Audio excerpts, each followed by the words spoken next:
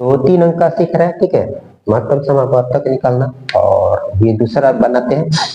तो सबसे पहले इसमें इस तरह से कर देंगे, और दूसरा है 15, और इस तरह से लिखेंगे, और यहाँ पर है 20, ठीक है। अब इसको हम सबसे पहले देखेंगे कि 10 कौन कौन पहाड़ा में आता है। 2 के पहाड़ा में, 5 के पहाड़ा में, और फिर स्वयं 10 के पहाड़ा में। तो सबसे पहले जो आएगा उसको लिखेंगे। 2 के पहाड़ा में आ रहा है 5, 10, 2 से करने का मतलब है कि जितना भी संख्या रहेगा उसका आधा हो जाता है, ठीक है। तो फिर 5 के पहाड़ा में आता है, और एक बार में यही पर समाप्त हो गया, ठीक है।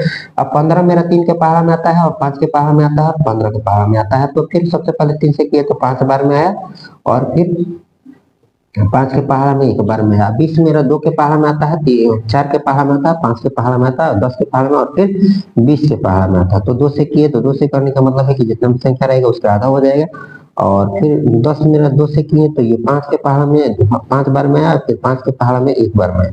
अब यहीं पर ये समाप्त हो गया। आप इसको सबको गुणज के रूप में लिख देंगे। गुणज के रूप में लिखने के लिए सबसे पहले क्या करेंगे, 10 यहाँ पर लिखा हुआ है तो 10 लिख के, जो गुना के रूप में, गुणज के रूप में 2 गुना गुना 5 गुना 1।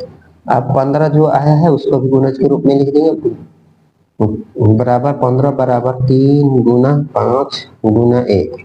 और 20 यहाँ पर लिखा हो तो 20 यहाँ पर लिख के इस तरह से 20 बराबर 2 गुना 2 गुना 5 गुना 1, ठीक है।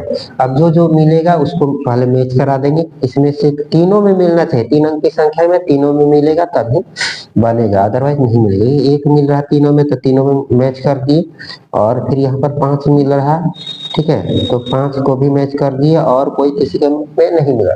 2 इसमें मिल रहा है, इसमें मिल रहा है, लेकिन इसमें नहीं मिल रहा है, इसी कारण से नहीं लिखेंगे। अब क्या करेंगे, यहाँ पर लिखेंगे 10, 15 और 20 का एचसीएफ बराबर जो जो मैच किया है उसको लिखेंगे 5 गुना 1 बराबर 5।